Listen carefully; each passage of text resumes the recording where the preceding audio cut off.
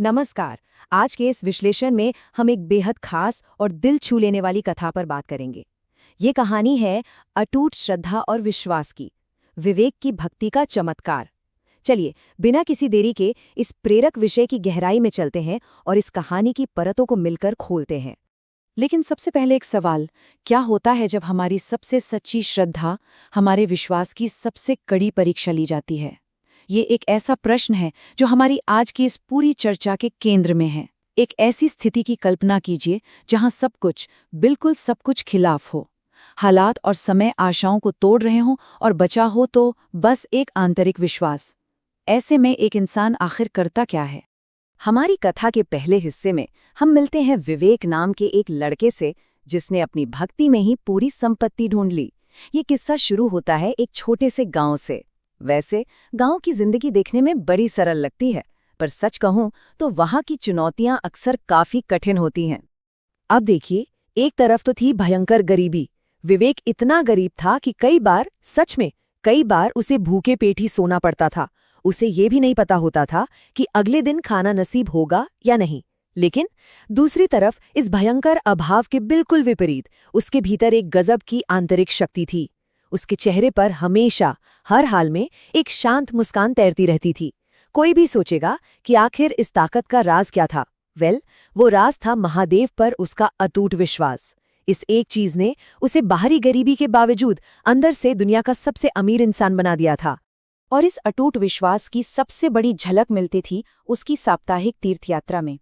एक कांटों भरा रास्ता जो उसने किसी और के दबाव में नहीं बल्कि खुद चुना था। ये कोई आम आदत नहीं थी, ये उसकी जीवन शैली और सच्ची निष्ठा का प्रतीक थी। पूरे 5 किलोमीटर हर सोमवार बिना एक भी दिन नागा किए, मौसम चाहे कैसा भी हो, विवेक 5 किलोमीटर पैदल चलकर उस पहाड़ी वाले शिव मंदिर तक जाता था। और सबसे हैरानी की बात, वो ये सफर बिल्कुल नंगे पैर तय करता था। किसी भी आम इंसान के लिए ये सोचकर ही थकान हो जाए, पर उसके लिए ये साहस और लगन का सबसे बड़ा सबूत था। उसकी हर सोमवार की दिनचर्या बिल्कुल तय थी। पहला कदम सुबह सबसे पहले उठना, फिर दूसरा कदम उन नुकीले पत्थरों और कांटों से भरे पहाड़ी रास्ते पर नंगे पैर निकल पड़ना। असल में कई बार तो उन चुभते पत्थरों की वजह से उसके पैरों से खून तक निकल आता था। पीड़ा असहनीय होती थी, पर यकीन मानिए उसके कदम कभी नहीं रुके। अंत में तीसरा कदम, मंदिर पहुंचकर हाथ में लिए उस एक लौते जल और थोड़े से बेलपत्र को पूरे भक्तिभाव से अर्पित करना। बस यही उसका नियम था। लेकिन देखिए, होता क्या है ना, हमारा समाज इतनी निस्वार्थ श्रद्धा को आसानी से समझ नहीं पाता। गांव वाले अक्सर रास्ते में उसे रोकते और उसका खूब मजाक उड़ाया करते थे। वो ताना मारते हुए पूछते, अरे भगवान ने तुझे दिया ही क्या है?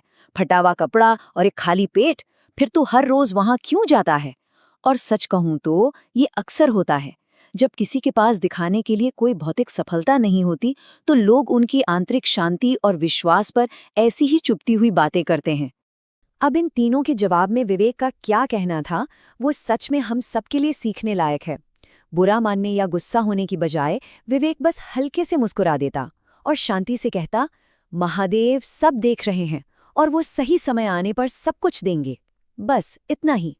इस छोटे से जवाब में कहीं कोई निराशा नहीं थी, बल्कि एक ऐसी गहरी शांति और आत्मविश्वास था जो ये बताता था कि उसकी आस्था की जड़ें कितनी मजबूत थीं। पर फिर इस कथा में एक बड़ा और काफी कठिन मोड़ आता है।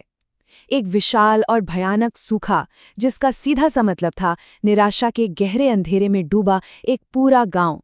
एक ऐसी अचानक आई मुसीबत जिसने पल भर में लोगों के जीने का सहारा ही छीन लिया।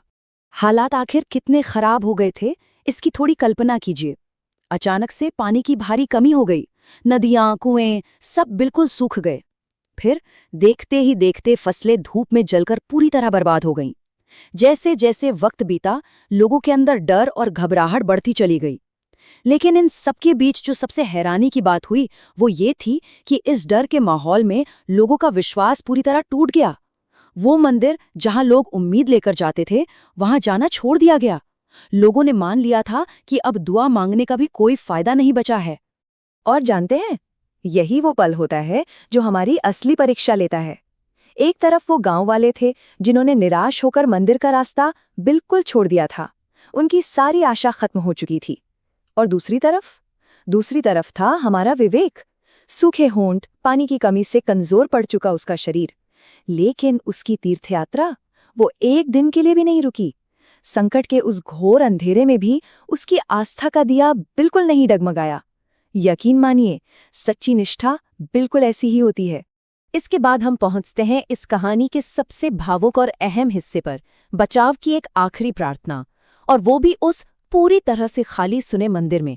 धीरे धीरे अपने थकते और लड़खड़ाते हुए कदमों से विवेक उस पहाड़ी मंदिर में पहुंचा। वहां अब कोई सन्नाटा तोड़ने वाला नहीं था, ना कोई मजाक उड़ाने वाले गांव वाले थे, ना कोई और, बस सन्नाटा था। एक अकेला लड़का और उसकी अनंत श्रद्धा।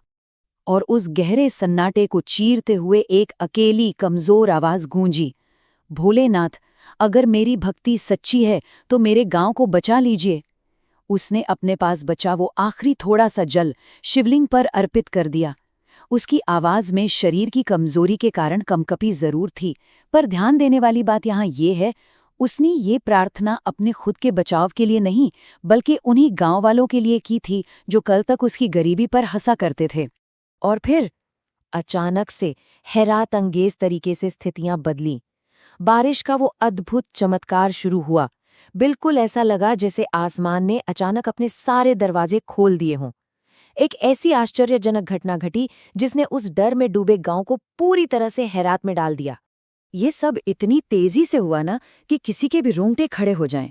सोचिए, कुछ ही सेकंड्स पहले वो आखिरी प्रार्थना पूरी हुई थी।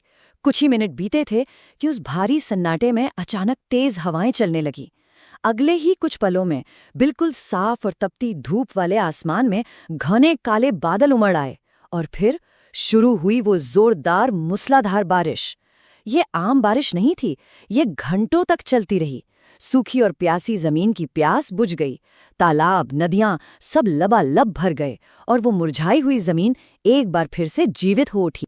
जब लोग इस बारिश में खुशी के मारे रोते और झूमते हुए उस मंदिर की तरफ दौड़े, तो उन्होंने देखा कि विवेक वहां वैसे ही बिल्कुल शांत भाव से बैठा है। उसके चेहरे पर इस चमत्कार का ना कोई गर्व था, ना ही कोई गुरूर। जब एक बुजुर्ग ने भावुक होकर उसे इस चमत्कार के बारे में पूछा, तो उसका बड़ा ही विनम्र सा जवाब था, मैंने तो कुछ किया ही नहीं, ये सब बस महादेव की कृपा है। अपने अहंकार को पूरी तरह से बाहर निकाल फेंकने का ये कितना शक्तिशाली उदाहरण है ना? अंततः इस कथा में जो सीख छिपी है उस पे ध्यान देना जरूरी है। इस असाधारण घटना ने अपने पीछे एक ऐसी गहरी छाप छोड़ी जिसे कभी मिटाया नहीं जा सकता था। हमारे लिए इस पर ध्यान देना जरूरी है, क्योंकि ये कहानी केवल एक चमत्कार तक ही सीमित नहीं है, बल्कि इससे कहीं आगे जाती है। उस एक दिन ने उस गांव की पूरी मानसिकता बदल कर रख दी। जिन लोगों ने कभी विवेक का मजाक उड़ाया था, अब उनके होठ हमेशा के लिए सिल चुके थे, और उनके मन में एक गहरा आदर पैदा हो गया था। पूरा गांव, जो अपनी उम्मीद बिल्कुल छोड़ चुका था, वो आज फिर से विश्वास के धागे से जुड़ गया। सबने मिलकर उस दैवीय कृपा की सच्ची ताकत को महसूस किया। एक अकेले और सच्चे लड़के की अटूट निष्ठा ने सबकी आंखें खोल दी थीं। तो इस कथा का मूल संदेश आखिर क्या निकल कर आता है? बहुत ही सीधा और स्पष्ट है। परमात्मा को भारी दिखावा या सिर्फ चढ़ावे नहीं चाहिए, उन्हें चाहिए एक सच्चा दिल और ना टूटने वाला विश्वास। देखिए, जब जिंदगी में सब बढ़िया चल रहा हो तब आस्था रखना बड़ा आसान होता है, लेकिन असली श्रद्धा तो वो होती है जो घोर निराशा के समय में भी अपनी जगह से ना हिले। ये एक तरह के बाहरी दिखावे वाली आस्था और सच्ची आंतरिक निष्ठा के बीच के फर्क को बहुत ही खूबसूरती से उजागर करती है। और अब इस विश्लेषण के अंत में हम सबको एक अहम बात पर जरूर विचार करना चाहिए। जब जीवन में कड़ी मुसीबतें और कठिन समय आएं, तो क्या हमारा साहस, हमारी हिम्मत उन शर्तों पर टिकी होती है जो हमने अपने आराम के हिसाब से तय की हैं, या फिर वो एक ऐसी अटूट आंतरिक नींव पर खड़ी है जो स्थितियों के बिगड़ने पर भी नहीं डगमगाती? याद रखिए, जब आंतरिक आधार सच में मजबूत होता है तो बाहरी तूफानों को भी अपना रास्ता बदलने पर मजबूर होना ही पड़ता है। इस गहरे और प्रेरक विचार के साथ हमारी आज की यह चर्चा यहीं समाप्त होती है।